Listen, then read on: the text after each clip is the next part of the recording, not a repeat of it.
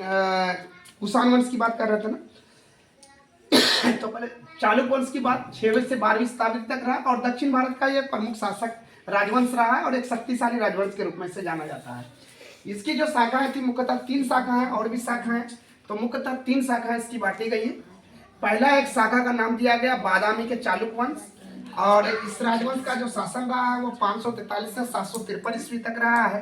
राजधानी इसकी रखी गई है इस जो चालुक्य वंश के, यह जो शाखाएं थी बादामी के चालुक्य, इसकी राजधानी बादामी का मतलब होता है कर्नाटका की को बादामी कहा जाता था वहाँ। और इसकी जो शासक रहे हैं इसका रहा पुलकेशिन प्रथम, जो पुलकेशिन प्रथम थे और पुलकेशिन द्वितीय भी है, इस वंश का संस्थापक रहा है। यानी ये जो बादामी के चालुक्य थे इस वंश के संस्थापक के रूप में माना जाता है पुलकेशिन प्रथम को।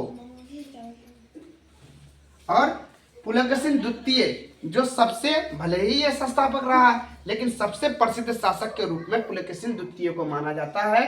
और हर्षवर्धन को इसमें क्या का जो काम रहा, इन्होंने क्या करा, जो शासक थे हर्षवर्धन को हराने का काम, राज्य का विस्तार नर्मदा तक कराने का काम, और विक्रम द्वितीय प्रथम भी इसके शासक थे इसी राजवंश के, जो बादामी के चालुक्य वंश की शाखाएं थी, शाखा के शासक रहे हैं विक्रम द्वितीय प्रथम, जिन्होंने ऐहोल पाटकर और बादामी इन मंदिर का निर्माण करा और स्थापत्य कला में काफी इसका श्रेष्ठ माना जाता है। तो ये एक मंदिर है जो पाटकल की मंदिर, जो कर्नाटका में पड़ता है, और कर्नाटका में एक जिला है बागडोर, क्या नाम है, वहाँ की में ये मंदिर है। और इस मंदिर को नागर और द्रविड़ शैली, दोनों शैली में बनाया गया, दोनों का सम्मिश्रण है। नागर शैली और द्रविड़ शैली हम लोग पढ़े, उत्तर भारत और दक्षिणी भारत का फेमस प्रसिद्ध ये रहा है कि भाई डिजाइन भी रहता था और मेहराब गोलाकार रचनाएं होती थी, आयताकार रचनानुमा होता था उत्तर भारत का और दक्षिणी भारत का, तो पढ़े हैं तो उससे पता होगा।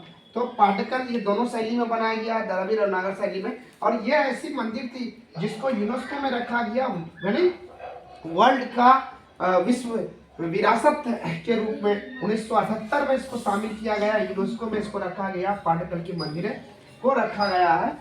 तो चालुक्य वंश के ये वाले हम पढ़े, फिर उसके बाद पूर्वी है बादामी के, तो ये हम पहला शाखा की बात कर रहा हूँ। इस शाखा के अलावे हम 3 शाखाएं और है, और इस शाखा में भी बहुत सारी चीजें हैं, तो हम लोग इसको बाद में देखेंगे। बस इतना तक कल याद करके आना है।